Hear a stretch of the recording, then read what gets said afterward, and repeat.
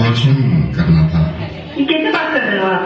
क्या बात कर रहे हैं? लड़का चाहिए होगा आपको? नहीं, लड़का नहीं, लड़की चाहिए थी। तो फिर क्यों करा रहे हो अबॉर्शन? क्योंकि रेप हो जाएगा इसका। ये नहीं चाहता कि इसका रेप हो जाए।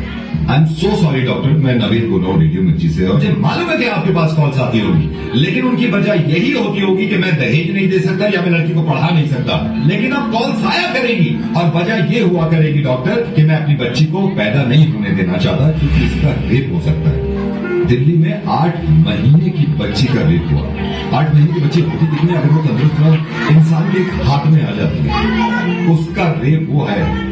हम सॉरी, मैंने आपका वक्त भी ले लिया, लेकिन मैं बताना चाह रहा हूं सबको कि ये होने लगेगा, वरना इस चीज को बंद करवा दो। मेरी समझ में नहीं आता कि स्लोगन देखने के बाद लोग खुश हो जाते हैं, बेटी बचाओ बेटी पढ़ाओ। क्यों हम पहले ही जाहिर कर देते हैं कि बेटियां कमजोर हैं, पढ़ी लिखी भी नहीं है, इनको बचाना भी है। ऐसे स्लोगन क्यों नहीं बनते कि बेटे को बताओ और ना माने तो थप्पड़ लगाओ। और जितने लोग इस बात को मानते हैं कि लड़की घर से बाहर निकलती है तो रेप होता है, उसके रिश्तेदार ने बेडरूम में घुस के उसकी बच्ची के साथ रेप किया। जब इसके माँ बाप ने इस बच्ची को देखा तो खून में लथपथ पड़ी थी, पूरा हॉस्पिटल गूंज गया था इसकी चीख से।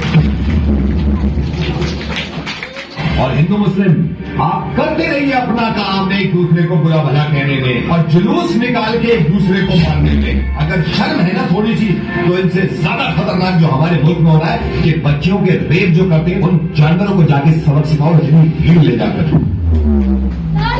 कोई बताने की जरूरत नहीं किसी को लड़कियां किसी से कम नहीं है। जब आप किसी को ये बताते हैं कि लड़कियां किसी से कम नहीं है, इसका मतलब यह है कि कहीं ना कहीं पहले से ही दिमाग में हमने ठूस रखा है कि लड़कियां कम होती है।